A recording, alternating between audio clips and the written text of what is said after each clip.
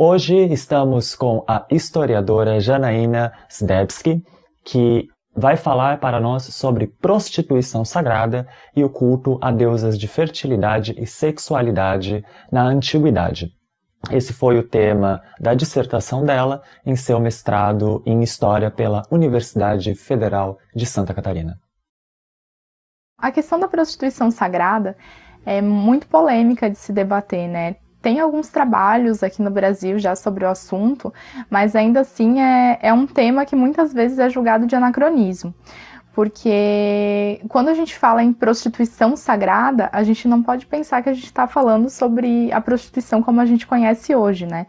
Envolve muito mais coisa e para isso a gente precisa entender um contexto antigo de culto a deusas da sexualidade e da fertilidade que aconteceu principalmente na região do Crescente Fértil, que atualmente é ali onde estão o Iraque, a Palestina, parte do Egito, e que antes eram povos da Mesopotâmia, os povos egípcios, os cananeus que habitavam essa região. E como a gente sabe, a maioria desses povos adoravam um panteão, né, de deuses e deusas, e sempre algumas delas estavam relacionadas a arquétipos de sexualidade e de fertilidade.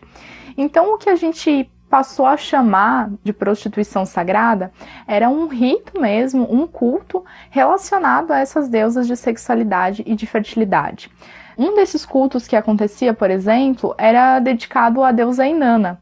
E a gente tem, inclusive, registros em alguns documentos importantes do povo mesopotâmico, como o que a gente chama de Código de Hammurabi, que traz diversas regras de conduta e diversas formas de organizar essa sociedade mesopotâmica. E um desses parágrafos do código coloca justamente algumas regras a respeito do direito à herança dessas mulheres sacerdotisas que serviam a deusa nesses tempos e que tinham direito à herança dos seus pais e tudo mais. Já entre os hebreus, que eram um outro povo ali da região, essa prática ela era muito criminalizada, ela era realmente marginalizada, justamente porque esses hebreus foram o povo que buscou construir esse monoteísmo javinista e adorar esse Deus único chamado Yahvé, em contrapartida, né, marginalizando e afastando do seu povo esses cultos às deusas que eles chamavam de estrangeiras. Então, quando a gente pega, por exemplo, o Antigo Testamento, a gente consegue encontrar indícios que essa prática de prostituição sagrada ou de culto a deusas da sexualidade, as mulheres que praticavam esse tipo de rito eram punidas. No livro de Jeremias, a gente tem uma passagem onde é descrita uma festa, que a gente poderia chamar hoje de uma festa pagã, de culto a esses deuses e deusas antigos. E esse povo que está promovendo essa festa é criminalizado ali entre os hebreus. Todos os elementos de culto são quebrados e essa festa é interditada.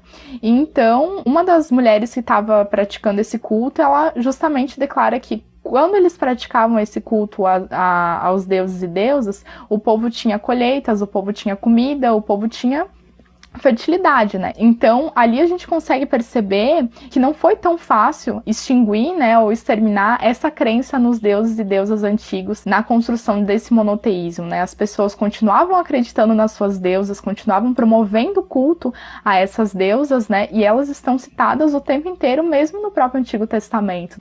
E, inclusive, nessa passagem mesmo de Jeremias, essa deusa a quem eles promoviam esse culto, ela é chamada de Rainha dos Céus, que é a mesma forma como a deusa Inanna aparece em diversas passagens dos seus mitos e dos seus cânticos. E esse rito era basicamente quando as mulheres iam até os templos dessas deusas, seja enquanto sacerdotisas que trabalhavam mesmo nesse templo, ou seja, para cumprir esse rito.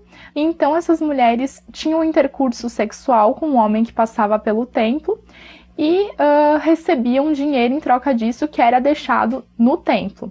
E esse rito servia para questões muito amplas, né? Não era só para algo que a gente pode pensar hoje em dia, que é a fertilidade humana, né? Gerar filhos ou coisas desse tipo.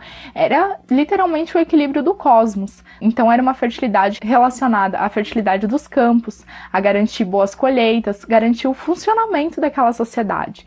Então é um tema muito interessante de se debater, essa questão da prostituição sagrada, porque funciona como um fio condutor para que a gente possa compreender toda a questão de culto às deusas crenças antigas da sexualidade e da fertilidade, de relações políticas entre esses povos antigos, né, e como uns lidavam com esses cultos dos outros, e principalmente da relação desses povos com o cosmos, com a natureza e com a fertilidade e sexualidade, que eram atributos, né, dessas grandes deusas.